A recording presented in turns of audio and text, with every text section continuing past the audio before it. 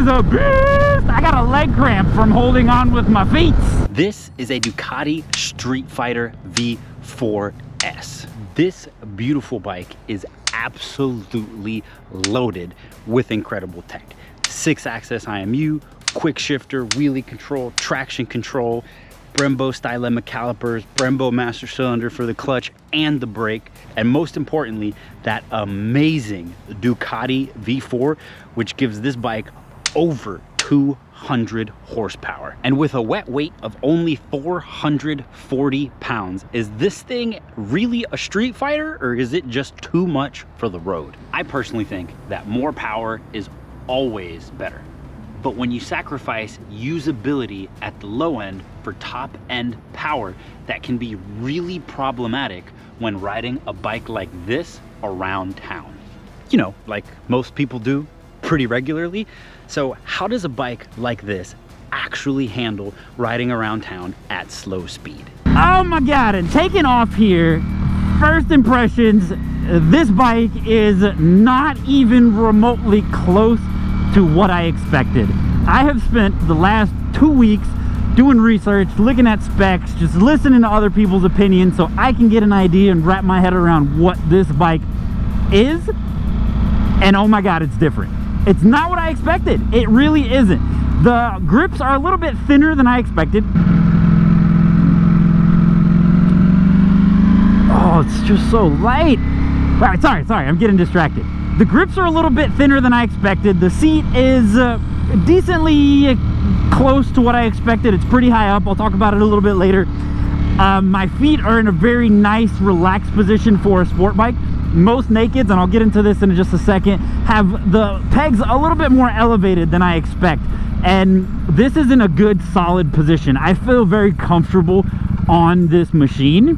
And the biggest thing, the most impressive thing, is for some reason, when I first let off the clutch, took off in first gear, I was waiting for something. I don't know what, I don't know how, I don't know who, but I was waiting for something, either a little jerk, or for me to need to give the bike more throttle, or just something that was slightly upsetting at the lower end of the RPMs. And I didn't get anything. I literally took off without throttle, just letting go of the clutch. The bike took off smooth. It didn't jerk, it didn't vibrate, it didn't do anything weird at all. I'm 4,000 RPM, first gear. I don't feel any vibration. You can hear the engine. I can have a little teeny bit of little shimmy in the tank because this is a big, powerful bike. It has a crap ton of compression, but it's so smooth. It's so smooth. Maybe 2,000 RPM, you get a little, but the bike basically idles at 2,000 RPM. So it's kind of just like when you lug the engine. It's so light and easy to handle back and forth. This bike in first and second gear, absolutely 100% surprised me. It's not what I expected.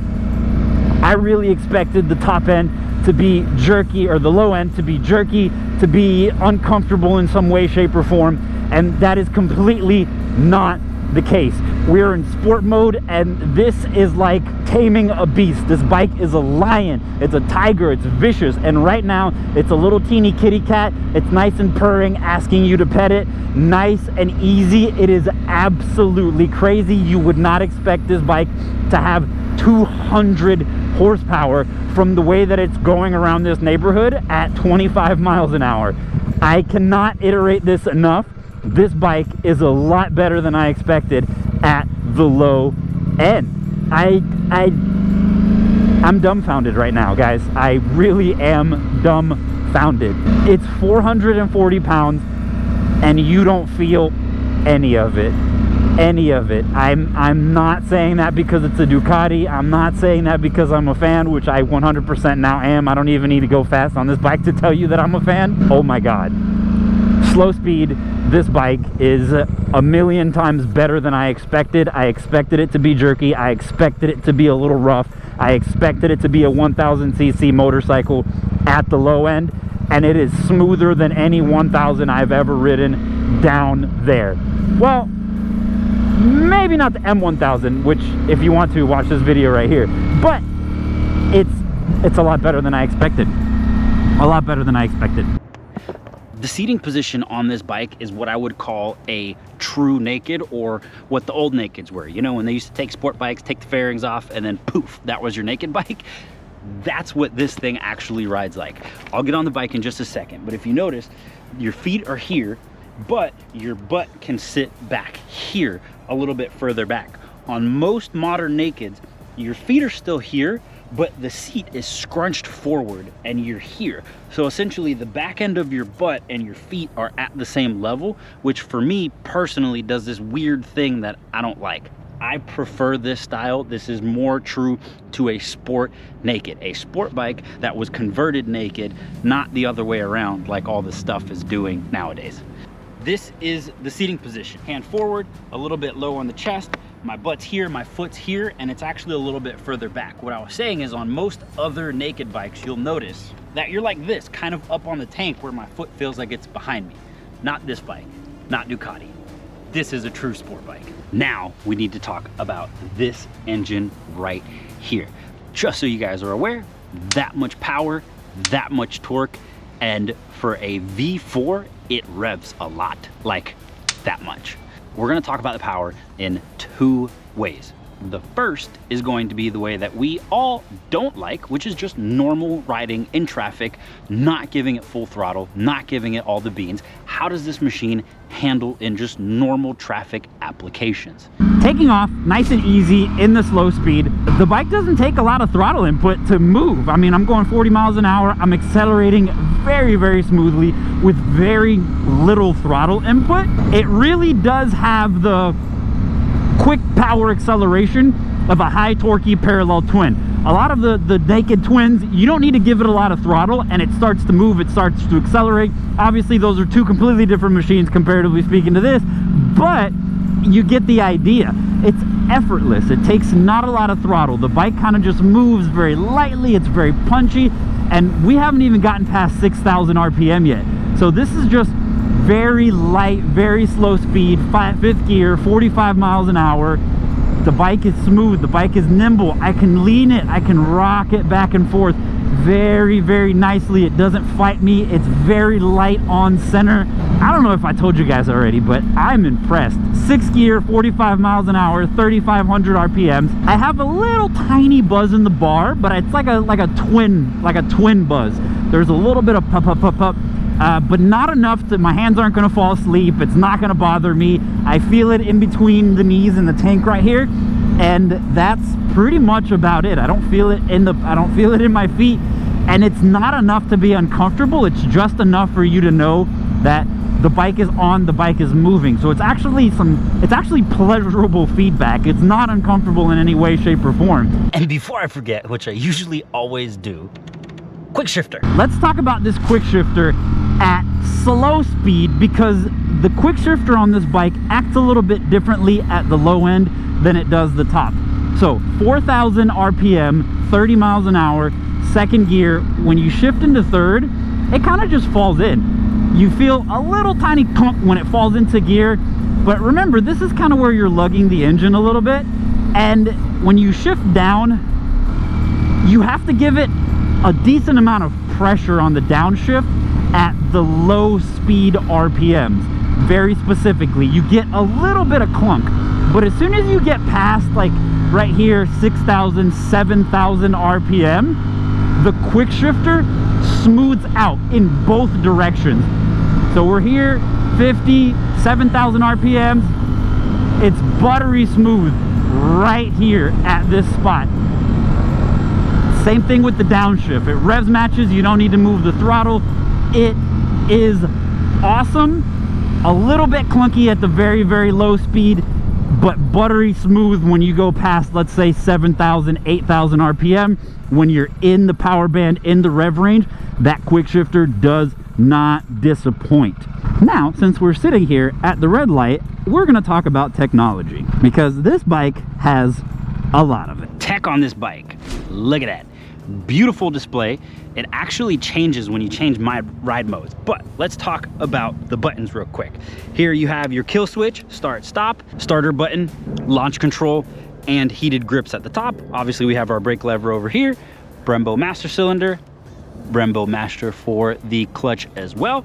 We have up and down through the menus. This controls your trip and ride modes. This controls your power settings for traction control, ABS, wheelie control, yada yada. Light switch, hazards, turn signals, and horn. And then we have our high-low right here. As far as buttons, there's not a lot, but if you can see that right there, screen is crisp, clean, beautiful, didn't bother me in any way, shape, or form. And when you drop it into race mode like I did now, you can see that it has different screens and it shows different settings based on what mode you are in. We cannot forget about these awesome Brembo Stylema calipers. Rotors are that size right there. And here's what I thought while out riding. How do the brakes feel? Because this Nissan's gonna pull out. Oh, the brakes are instant. Wow. Yeah. Those Brembo Stylema calipers and this Brembo master cylinder are responsive. There's no dead spot, none at all in the front of the lever. As soon as you grab the lever, you have instant resistance and you have instant braking power right when you start pulling on that lever. The more lever you pull, the more braking force you get, the more the bike dives, the more you start to stop. But there is no play, there is no sponge. This is a very, very direct brake feel on the front master cylinder. Let's do it again. Yeah. And also the bike doesn't have a lot of dive, which is actually pretty interesting. A lot of the naked bikes have very long suspension, so they dive a lot, and the front seems to have a little bit of a squish to it, and this one doesn't. It's very direct. What about the rear? Let's go ahead, give it some more throttle. I think you guys know that I'm just looking for a reason to keep on accelerating on this machine. Rear. Honestly, the rear could use a little bit more stopping power. I know most people don't use the rear, but it slows the bike down, but you can tell it's not doing the best job. It's not the most grabby rear. The fronts are great. The rear has good feel. I can tell where it is. I just wish it had a little bit more stopping power because I personally use the rear brakes a lot. But for most people, you're not even really going to be touching the rear. And we have Öhlins TTX monoshock in the back, and we have these electronically adjustable front forks, 43 millimeters, I believe. Exact size is right there, with the travel being right there. I'm on a gravelly road with a lot of little bumps and potholes, and it's really decent for a super sport. Most 1000s and 600s that I've ridden down this road, you can hear in my voice the tremble of the ground, and this thing's absorbing most of it. The big bumps you can feel, and it does transfer that back into the bike, but for a sport bike with sport bike suspension, it is actually really, really smooth, surprisingly enough. Like even all of this right here, normally you'd hear the jerkiness in my voice. Like I can even take these little breaths and the bike is perfectly fine. Wow. And it even pulls in 6th gear, man. That is crazy. Effortless, completely effortless. I want to take this moment and just say thank you to my man Travis. This is his bike. He let me ride it. Beautiful, beautiful experience. Absolutely 100%. Thank you, my man. Greatly, greatly appreciate it. Look at it. Hey, subscribe if you like Ducatis. This bike is stock, like stock. The only thing that it has is that aftermarket windscreen, and that's it, but it still sounds amazing.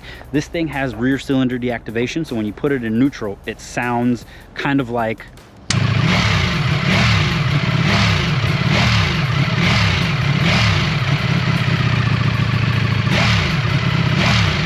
but it wakes up when you put it in first gear, and it actually has a deeper tone and it carries a lot more. Very similar to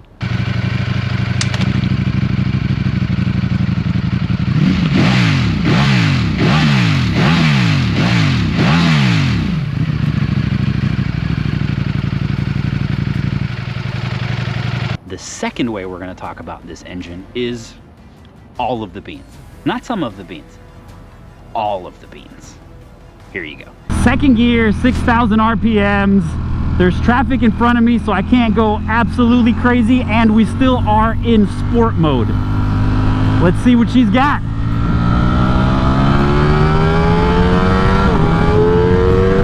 Oh my God!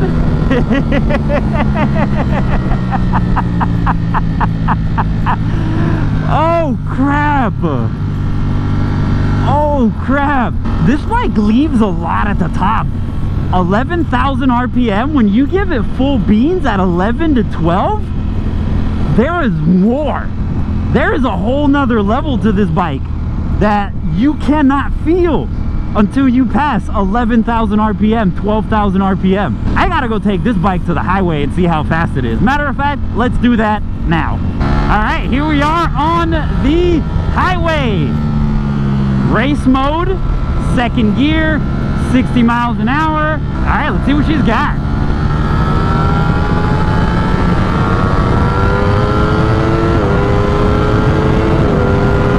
Oh, yeah!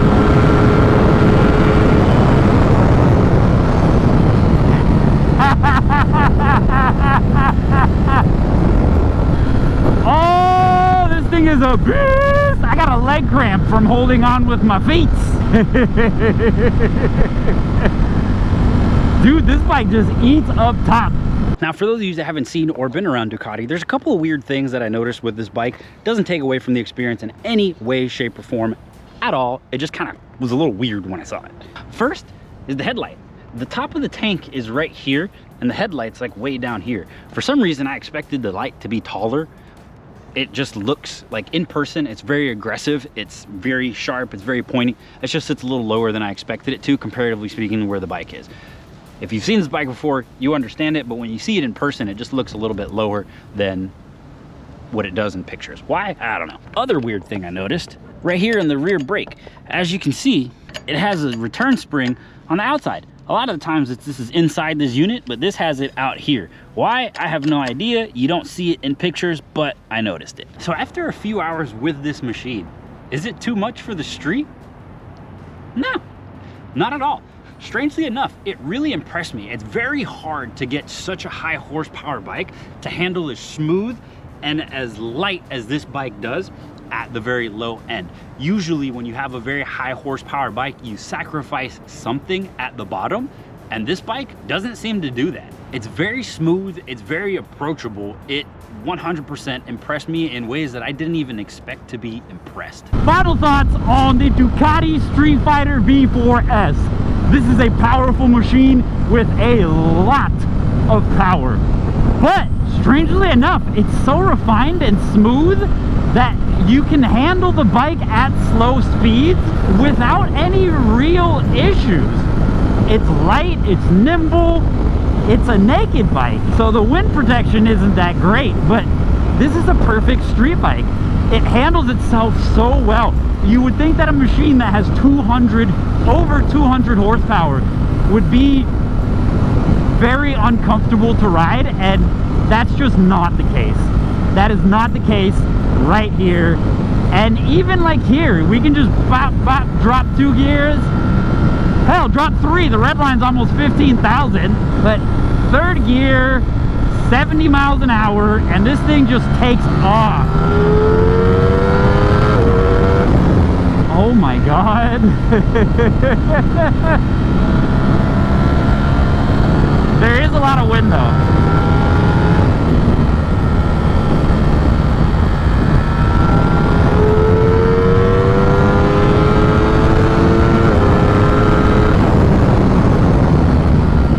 Brakes are fantastic, fantastic. I gotta make sure my head's still attached. Holy crap, man. This bike is absolutely no joke. It just goes and goes and goes. 6th gear, let's see.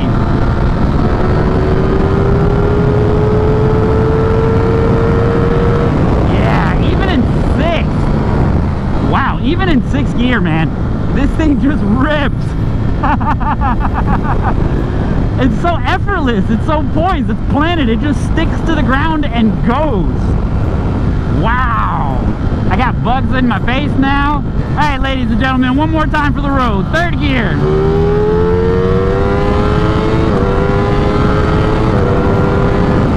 Wow.